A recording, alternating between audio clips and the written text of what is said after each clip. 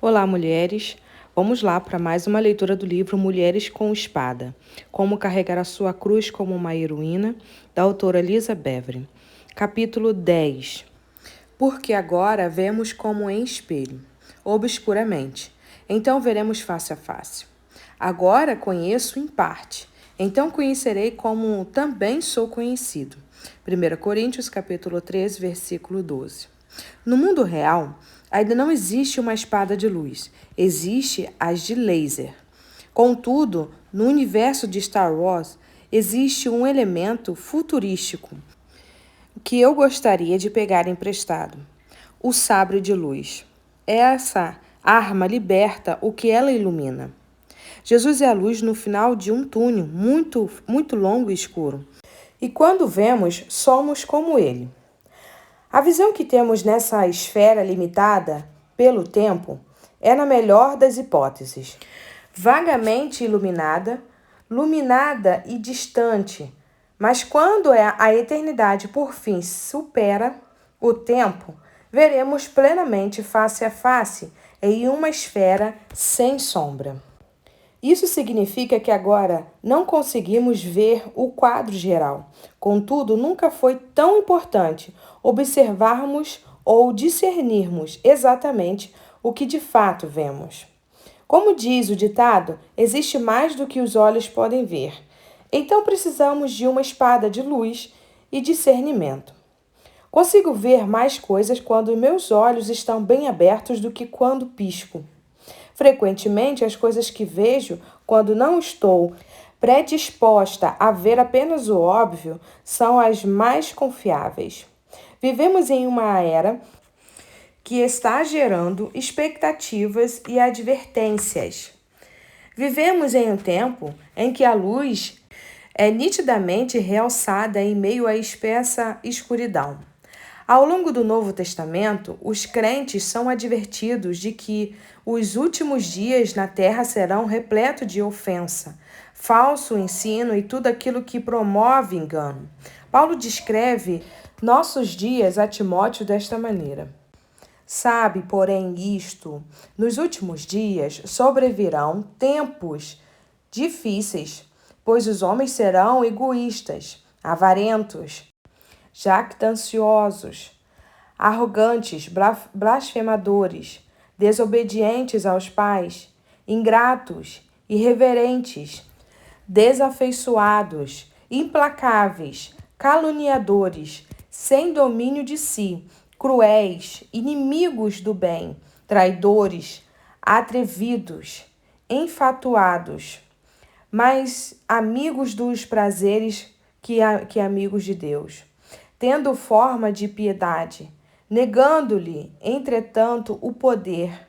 Foge também destes. 2 Timóteo, capítulo 3, versículo 1 ao 5. Se Timóteo precisava saber qual seria nossa situação atual há 2000 anos, imagine o quanto nós hoje precisamos ter uma consciência clara do tempo que vivemos.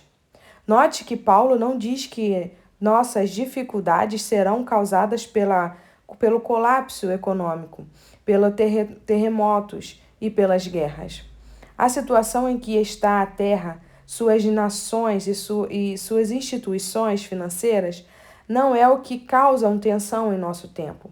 Nossa luta nasce das sombras que dominam o coração humano. Entremeadas nas narrativas ao longo do Novo Testamento estão advertências para estarmos atentos, tomarmos cuidados, vigiarmos, estarmos em guarda, estarmos alertas, em darmos atenção especial à palavra de Deus e à sua doutrina. Não apenas somos alertados contra falsos mestres, mas somos avisados sobre o perigo de enganarmos a nós mesmos.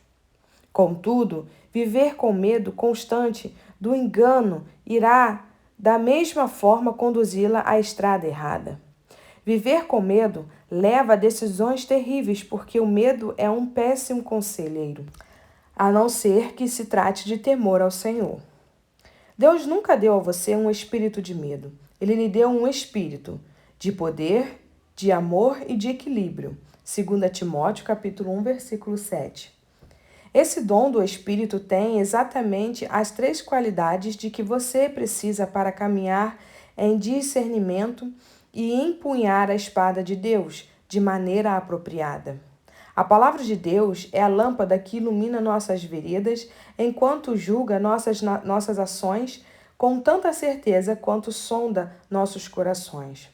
Sem a luz da palavra de Deus, estaremos todos andando em círculos, em meio à escuridão, com medo do que não podemos ver. A revelação das tuas palavras esclarece e dá entendimento aos simples. Salmo 119, versículo 130. Amo a imagem capturada nesse versículo. À medida que desvendamos ou espalhamos a palavra de Deus como se ela fosse um mapa de tesouro, ganhamos perspectivas e discernimento. Outras versões da Bíblia usam os termos explicação, ensinamento e abertura. Sem o discernimento da palavra de Deus, é fácil confundir um inimigo com um amigo e o passado de alguém com o seu futuro. Porque o ambiente tomado pela escuridão distorce nossa perspectiva. Mas quando a luz é trazida à situação, você vê o que realmente está diante de você. Porque a palavra de Deus é viva e eficaz e mais cortante do que qualquer espada de 2 gumes, e penetra até ao ponto de dividir alma e espírito, juntas e medulas, e é apta para discernir os pensamentos e propósitos do coração. Hebreus capítulo 4, versículo 12. Portanto, nosso temperamento deve ir muito além do que pode ser visto. Isso significa que nossas reações emocionais involuntárias devem ser fortalecidas. Qual a utilidade de braços musculosos que seguram uma espada na garganta de um aliado ou pernas fortes que defendem o campo errado? Não somos nada se nosso coração e nossa alma nos deixarem na mão, se apenas nossa força alcançar sucesso. Enquanto estudava a arte da esgrima, aprendi que bons esgrimistas conseguem prever o que irá acontecer. Eles sabem instintivamente o movimento que o oponente fará e eles se posicionam para contra-atacar. No versículo a seguir, Paulo estava escrevendo para a igreja de Corinto e deu a ela a responsabilidade de reafirmar seu amor por um irmão que antes havia sido disciplinado, para que Satanás não alcance vantagem sobre nós, pois não lhe ignoramos os desígnios. 2 Coríntios capítulo 2, versículo 11. Derrotando os desígnios de Satanás. A que se destinam os desígnios de Satanás? A nos afastar de Deus e nos separar uns dos outros por meio de táticas de isolamento, culpa, julgamento, vergonha e dúvida. Nós contra-atacamos com amor, poder e equilíbrio. Primeiro, amor. E também faço esta oração, que o vosso amor aumente mais e mais em pleno conhecimento e toda a perspecção. Filipenses capítulo 1, versículo 9. Onde o amor é sufocado, as trevas do engano abundam. Onde o amor floresce, conhecimento e discernimento aumentam proporcionalmente. Posso honestamente dizer que nunca vi alguém trazer conhecimento e discernimento para a minha vida sem primeiro me amar. Aquela que diz estar na luz e odeia seu irmão ou irmã, até agora está nas trevas. Aquele ou aquela que ama o seu irmão ou irmã permanece na luz, e nele ou nela não há nenhum tropeço. Aquele e aquela, porém, que odeia o seu irmão ou irmã, está nas trevas e anda nas trevas e não sabe para onde vai, porque as trevas lhe cegaram os olhos. 1 João capítulo 2, versículo 9 ao 11. É muito simples. O ódio vive na escuridão, o amor vive na luz. Os que odeiam tropeçam à medida que caminham na escuridão, sem ter a mínima ideia do lugar para onde está indo, porque estão cegos, levados pelo próprio engano. Os que amam caminham na luz, sabem para onde estão indo e chegam lá sem tropeçar. Nessas áreas que exigem delicadeza e intuição, as mulheres levam vantagem. Uma maneira de as filhas de Deus expressarem sua essência intuitiva e manter o equilíbrio no que tange ao discernimento é na prática do amor. Então aqui estão alguns treinamentos para exercitar o discernimento. 1 Coríntios capítulo 13, versículo 4 ao 7. Primeiro, o amor não reage, ele é paciente e gentil. Segundo, o amor não contabiliza os pecados passados. 3. O amor confia em Deus, então ele permanece. 4. O amor celebra a verdade. 5. O amor não leva em conta o passado. 6. O amor busca o melhor. 7. O amor se estende em direção ao futuro. O segundo passo é autoridade e poder. Não existe autoridade sem poder e não há poder legítimo sem autoridade. No fim, ambos são dons de Deus. Para compreender a ambos, você precisa saber qual posição ocupa.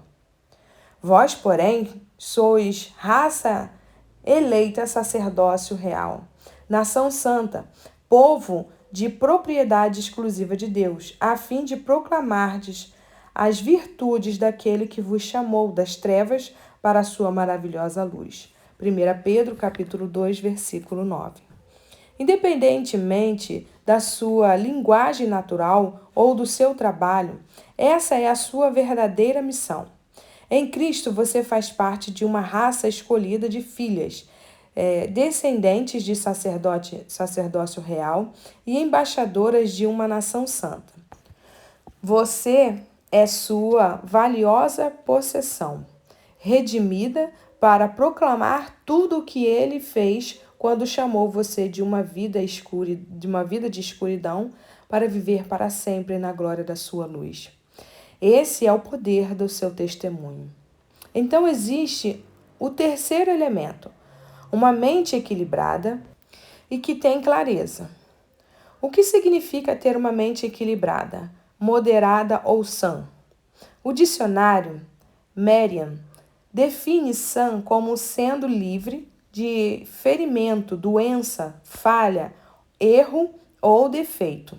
A habilidade de raciocinar logicamente de forma sábia, bem fundamentada e bem definida. Apenas Deus poderia dar a seu povo essa perspectiva em meio a um mundo tão desajustado, desregado e doente em todos os seus processos mentais. A palavra de Deus tem o poder de renovar sua mente e mudá-la de enferma para sã.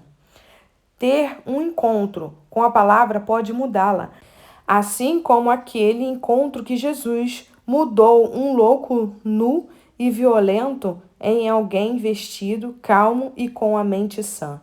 Marcos capítulo 5, versículo 1 ao 15. É impossível discernir quando sua mente está atormentada.